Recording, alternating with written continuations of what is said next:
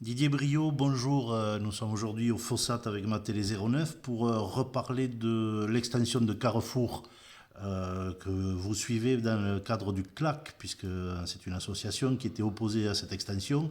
Et on vient d'apprendre que le tribunal administratif avait non pas retoqué le projet, mais avait demandé des modifications à Carrefour. Est-ce que vous pouvez nous expliquer pourquoi et comment? Voilà, merci d'abord Monsieur Labrousse et ma télé 09 de vous intéresser à cette question, à cette problématique du carrefour au Fossat, de l'extension du carrefour au Fossat. Je voudrais rappeler que c'est un sujet qui a maintenant presque 7 ans d'histoire, puisque la première réunion du collectif avait eu lieu en novembre 2017.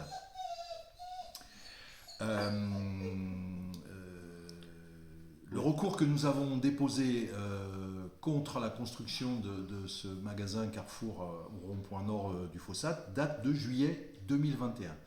Le tribunal a audiencé l'affaire début juin 2024 et a rendu son jugement début juillet 2024, il y a 3 semaines de ça. Se fondant sur le fait et répondant à nos demandes, de voir une modification de la partie commerciale, c'est voilà, ça? le tribunal demande à Carrefour de modifier son permis de construire pour se mettre en conformité avec 2 documents d'urbanisme essentiels. Le PLU existant au Fossat, qui identifie une zone naturelle à l'endroit où devaient être construites 22 places de stationnement plus une aire de retournement pompier. Et le deuxième document, le PPRI, donc plan de prévention des risques inondations, qui recoupe cette zone naturelle et qui fait que ces 22 places de parking et cette aire de retournement pompier auraient été construites sur une zone inondable selon ce document communal. D'accord, donc le tribunal s'appuie sur une loi récente et alors ne retoque pas l'ensemble du projet mais demande bien des modifications à Carrefour pour que ça puisse avoir lieu. Tout à fait, sans que le permis soit complètement modifié. Il demande à Carrefour de faire les modifications nécessaires pour tenir compte de ces deux règles que sont le PLU et le PPRI. Donc il donne à Carrefour un délai de 4 mois, Ce qui est c'est-à-dire c'est court, jusqu'au début novembre, puisque le jugement date du 3 juillet, jusqu'au 3 ou 4 novembre. Le permis devra prendre en compte ces règles d'urbanisme et de risque d'inondation.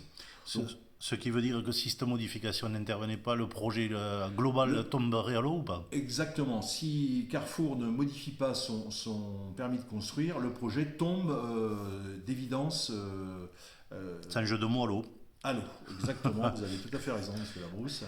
Et je suppose que s'il tombait à l'eau, il y a possibilité de ramener un autre projet ou pas? Absolument. Là, sachant que on peut penser que, compte tenu que le PLUI, donc le plan local d'urbanisme intercommunal, devrait voir le jour à la fin de l'année 2024 ou au début de l'année 2025, ce PLUI a identifié dans son zonage une zone commerciale à l'endroit même où devait se construire ce magasin Carrefour. Donc on peut penser que Carrefour attende le PLUI, le nouveau PLUI, pour présenter un projet qui serait conforme aux règles du PLUI,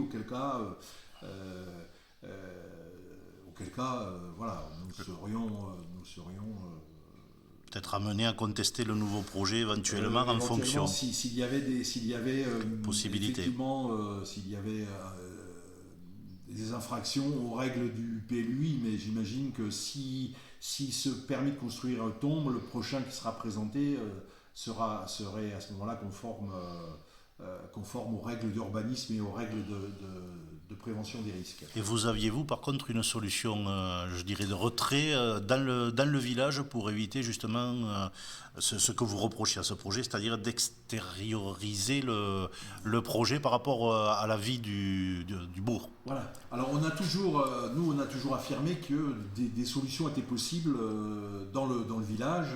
Ce que l'ancien maire, M. Panifous, nous a toujours opposé en réponse négative.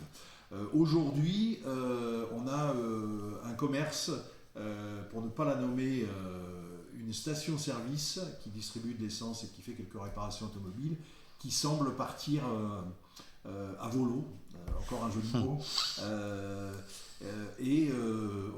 On se dit peut-être un terrain est attenant à cette station-service, que ça serait peut-être une solution à étudier, à envisager.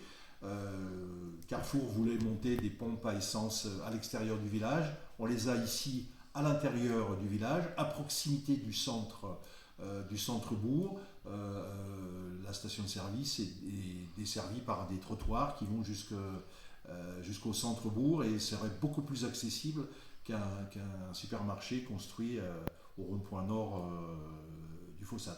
Voilà, alors nous demandons, là je le fais de manière officielle, je demande à Carrefour de voir avec la mairie et le propriétaire actuel quelles seraient les possibilités pour que ce projet se réalise, parce qu'on est conscient que les gérants de la supérette existante aujourd'hui soient un peu à l'étroit dans les murs dans ces murs qui se sont adaptés, mais voilà, on en est conscient.